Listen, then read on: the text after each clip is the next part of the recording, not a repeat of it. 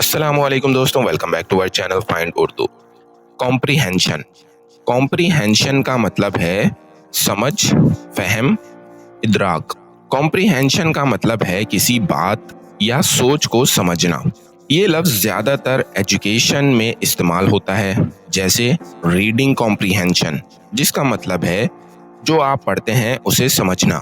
His comprehension of the subject was excellent.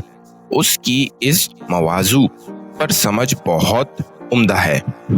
तो दोस्तों, comprehension का मतलब है किसी चीज़ को अच्छी तरह समझना, ख़ास तौर पर लिखी हुई या बोली गई बात। उम्मीद है अब आपको कॉम्प्रीहेंशन का मतलब समझ में आ गया होगा। मिलते हैं नेक्स्ट वीडियो में। शुक्रिया।